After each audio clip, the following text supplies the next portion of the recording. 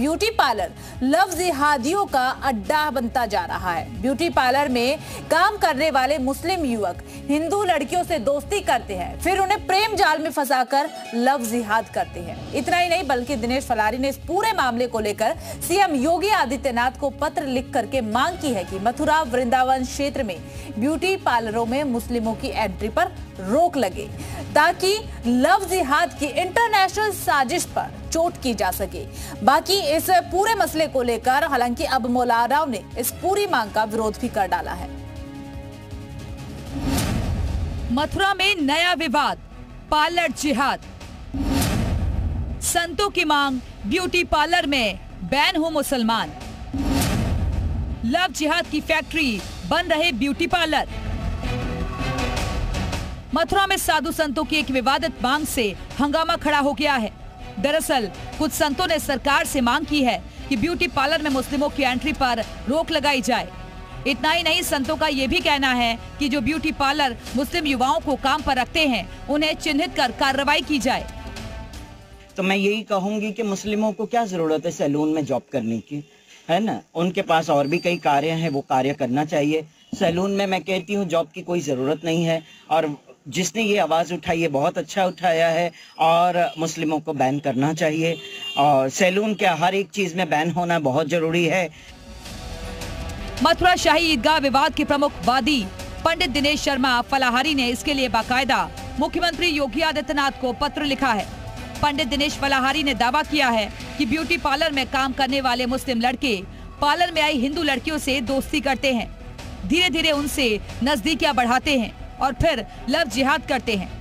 पंडित दिनेश फलाहारी ने यह भी दावा किया है कि मुस्लिम लड़के पार्लर में आने वाली हिंदू लड़कियों को प्रेम जाल में फंसाकर उनसे कोर्ट मैरिज करते हैं और फिर दूसरे शहरों में ले जाकर बेच देते हैं। ये लोग हाथ में कलावा बांधते हैं, माथे पर टीका लगाते हैं, हिंदू वेश धारण करते हैं और जो ब्यूटी पार्लर में हमारी जो बहन बेटियां जाती हैं उनको बहला फुसलाकर प्रेम जाल में फंसा लेते हैं। उसके बाद में उनसे कोर्ट मैरिज कर लेते हैं और कुछ दिनों बाद ही उन लड़कियों को विदेशों में बेच दिया जाता है। दिनेश फलाहारी ने सीएम को पत्र लिख मथुरा वृंदावन क्षेत्र के ब्यूटी पार्लर में मुस्लिम लड़के लड़कियों की एंट्री बैन करने की मांग की है। कई साधु संतों ने इस मांग का समर्थन किया है, तो वहीं मौलाना शहाबुद्दीन बरेलवी ने इस मांग का विरोध किया और दिनेश फलाहारी पर हमला बोला कि जो शादी की मानसिकता ही दुल्हन की चेंज कर देती। आप बताइए, उनके मार्ग में जैसे माथे पे बिंदी नहीं लगाई जाती तो वो आपकी बेटी को अच्छी दुल्हन बनाएंगी क्या? वो अच्छे संस्कार देंगी? आज वो ब्यूटी पार्लर की बात करते हैं और यही हमारे हिंदुस्तान की गंगा जमनी तहजीब है कि हिंदू और मुसलमान मिल करके कारोबार करते हैं। इस तरीके से तफरीक पैदा करना और मुसलमानों और हिंदुओं को आपस में बांटना, ये फिरका परस्ती को बढ़ावा देता है। बहरहाल साधु संतों ने हिंदू लड़कियों से अपील की है कि अगर वो ब्यूटी पार्लर जाती हैं तो केवल हिंदू लड़कों से ही मेकअप और हेयर कटिंग करवाएं और मुस्लिम युवकों से दूरी बनाएं। साथ ही उन्होंने हिंदू समाज से भी अपील की है कि जिन ब्यूटी पार्लरों में मुस्लिम युवक काम करते हों उनका बहिष्कार किया जाए। ब्यूरो रिपोर्ट, जी मीडिया। और चलिए इसी पर चर्चा करने के लिए हमारे साथ खास मेहमान जुड़ चुके हैं। दिनेश फलाहारी, हिंदूवादी नेता जो है वो हमारे साथ जुड़ चुके हैं। दिनेश जी, सबसे पहले तो आपका स्वागत। और आपने ये मांग की है, आखिरकार क्यों ये मांग की है? इस मांग के पीछे का मकसद क्या है?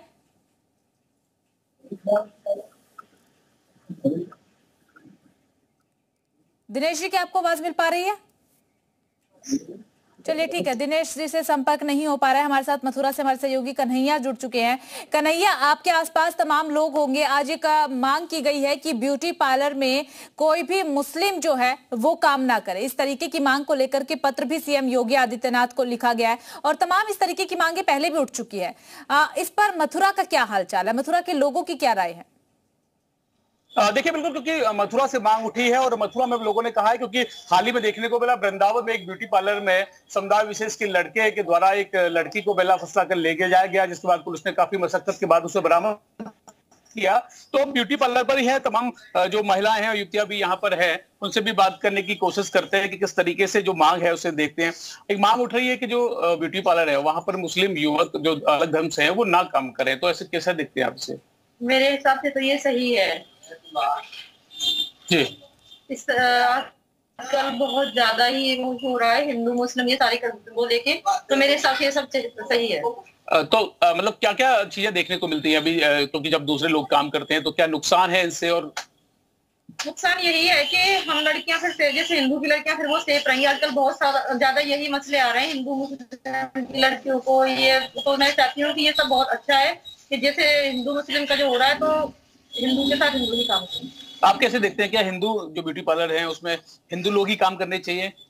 हिंदू लोग ही काम करने चाहिए।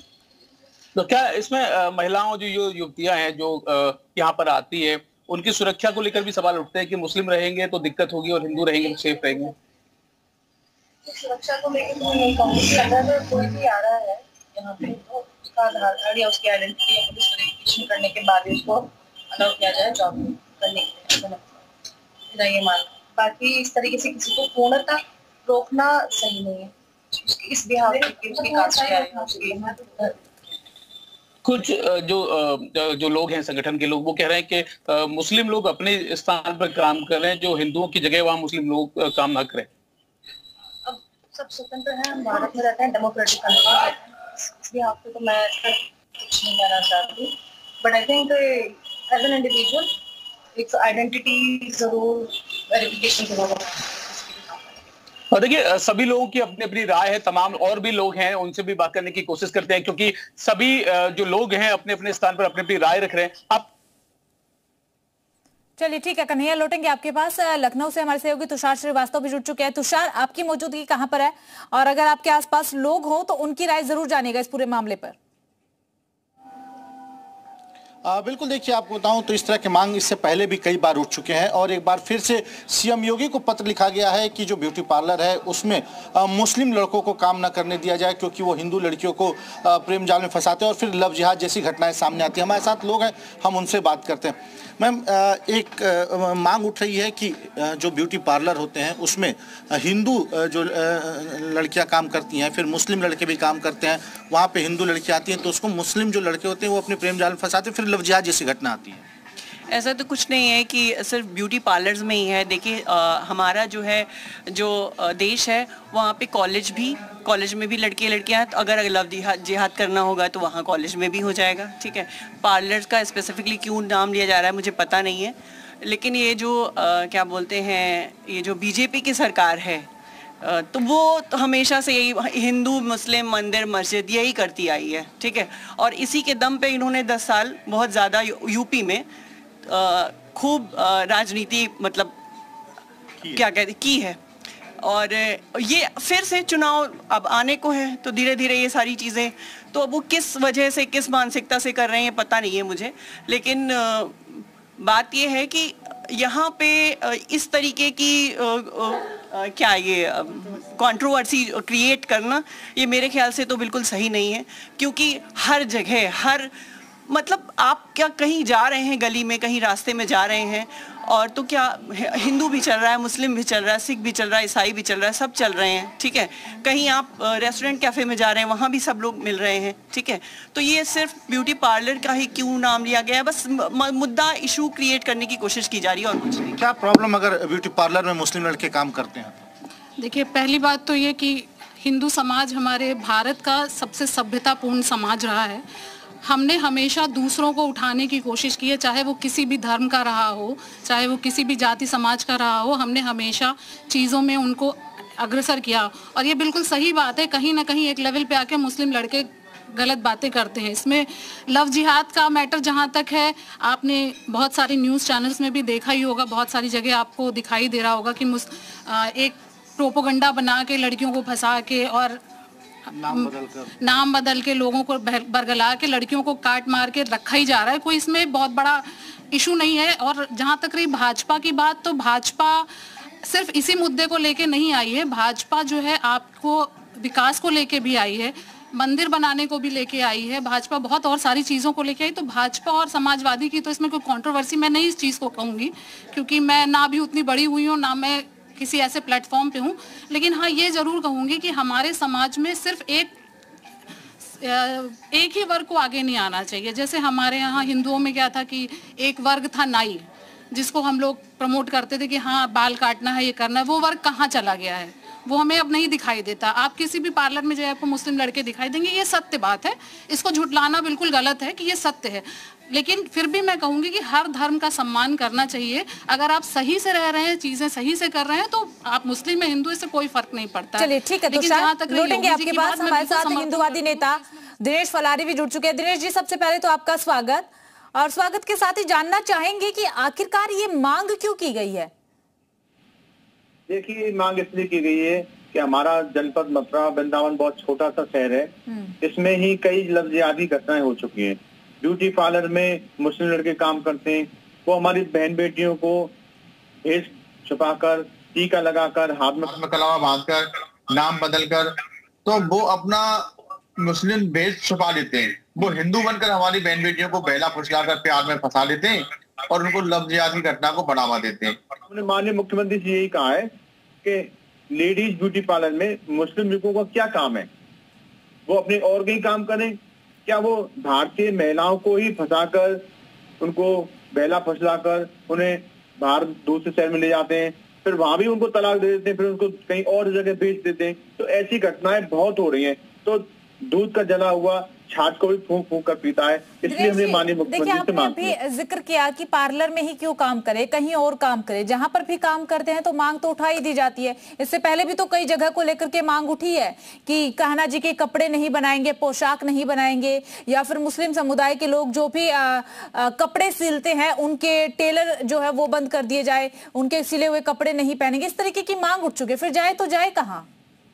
देखिए, वो अपने धर्म में करें व्यापार, उनका मक्का मदीना है, उनकी मस्जिदें हैं, उनके वो मजार हैं, उनके वो कब्रिस्तान हैं, अपने धर्म में व्यापार करें। हमारे धर्म से उनको क्या, जब हमारे उनको ग्रंथों से नफरत है, हमारे हिंदुओं से उनको नफरत है, तो हमारे धर्म में वो व्यापार करने क्यों आते हैं? वो अपने धर्म में व्यापार करें। हमारे जब ठाकुर जी की पोशाक को सीते हैं तो गंदे हाथ से उनको छूते हैं, चाय पीते हैं तो हाथ नहीं धोते, बीड़ी पीते हैं हाथ नहीं धोते, तो शुद्धता का ध्यान भी तो रखना पड़ेगा ना। ये हमारे ठाकुर जी तो बाल स्वरूप में होते हैं, तो ठाकुर जी बेचारे जैसे पहनाएंगे वैसे पहन लेंगे, लेकिन उनके जो सेवाधिकारी होते हैं, उनके जो उपासक होते हैं, उनके पूजा पाठ करने वाले हैं, वो इस चीज का ध्यान जरूर रखेंगे। चलिए ठीक है दिनेश जी, आएंगे आपके पास। एक बार कन्हैया का रुख कर लेते हैं। कन्हैया, आपकी मौजूदगी ब्यूटी पार्लर में ही देखी जा रही है और तमाम जो महिलाएं हैं वहां पर पहुंचे हुए, तमाम कस्टमर वहां पर पहुंचे हुए हैं। कोशिश कीजिए उन लोगों से बातचीत करने की और इस पूरे मामले को लेकर के उनका क्या ओपिनियन है वो जानने की कोशिश कीजिए। और कोशिश ये भी कीजिएगा कि जिसका वो पार्लर है, अगर वो मालिक हो तो उससे भी आप बातचीत करिएगा कि क्या अब फिलहाल उनके पार्लर में कोई मुस्लिम धर्म से जुड़े हुए पुरुष या फिर महिला काम करते हैं या नहीं करते हैं।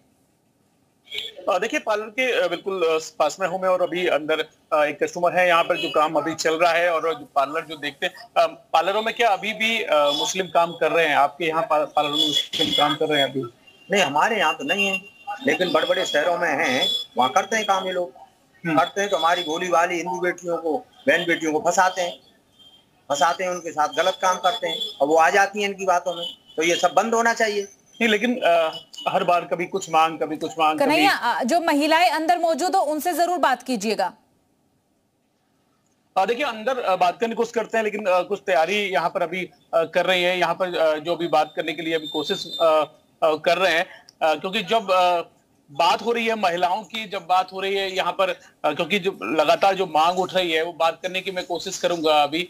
आप कैसे देख रहे हैं, क्या बिल्कुल एंट्री बंद होनी चाहिए जो पार्लरों है उसमें मुस्लिमों की?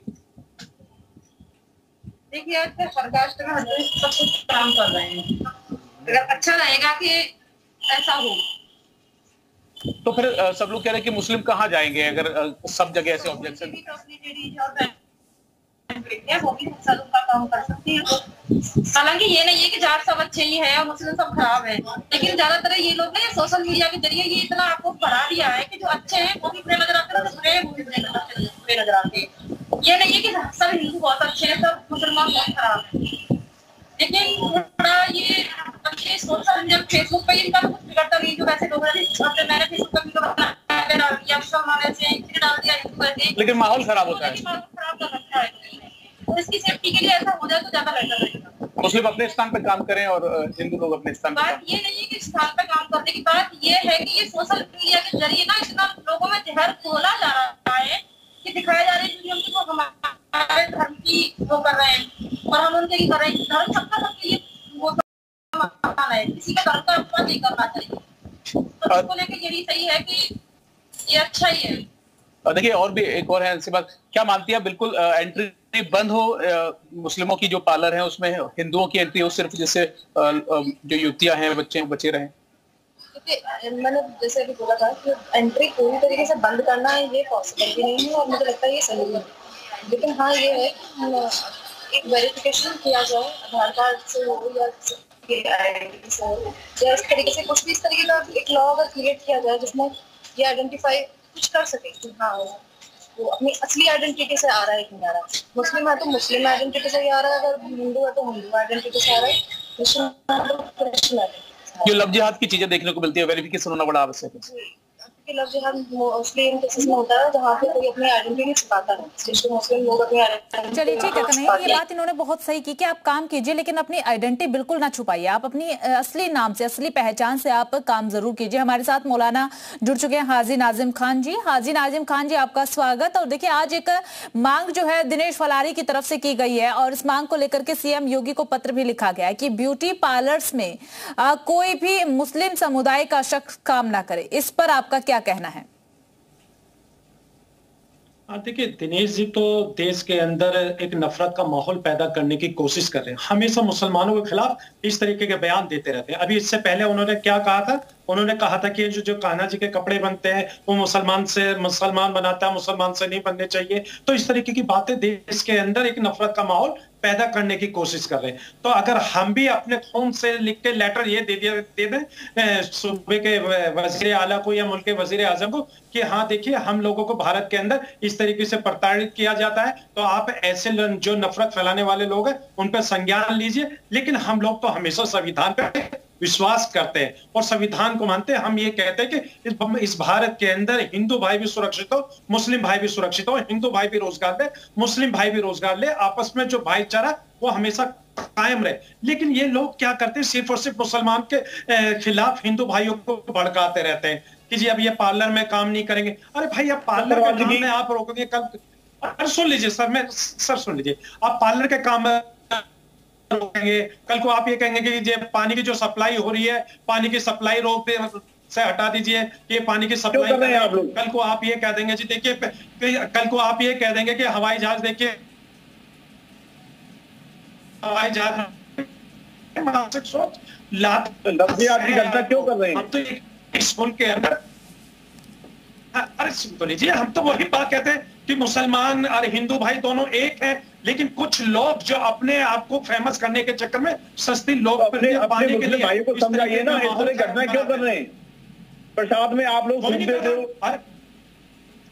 गाजियाबाद की घटना आपको याद है, एक भोजन में आप किस तरीके से पेशाब करके खाना खिलाती थी। सुन लीजिए, अरे गाजियाबाद की घटना का पता है ना आपको कि किस तरीके से हिंदू महिला ने जहां काम करती थी वहां पेशाब करके उसको खाना मिला के खिलाती थी, जहां उसके जो सोशल मीडिया पे देख लीजिए भोजन भी अशुद्ध कर रहे हैं, भोजन को भी आप दूषित कर रहे हैं, पेशाब में भी थूक रहे हैं। आप लोग खाने में थूकते हैं या पेशाब मिलाते हैं, वो मानसिक रोग। चलिए ठीक है नाजिम। दिनेश जी एक छोटा सा सवाल, जो मांग आपने की है आपको लगता है कि इस मांग के बाद लव जिहाद के मामले शांत हो जाएंगे, कम हो जाएंगे?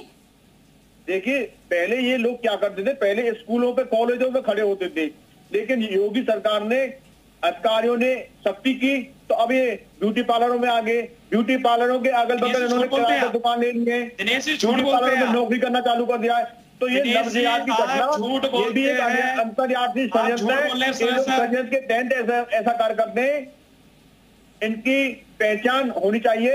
ये लोग नाम बदलकर कलावा भागकर तिलक लगाकर क्यों जाते हैं वहां, अपने पहचान पत्र लेकर जाए। दिनेश जी के सवालों का जवाब देना चाहूंगा मैं। हाँ बिल्कुल नाजिम जी जवाब लेंगे, जवाब तो लेना ही है, लेकिन बात पूरी हो जाने देते। भगाया है ना, अब ये ब्यूटी पार्लर पर आ गए।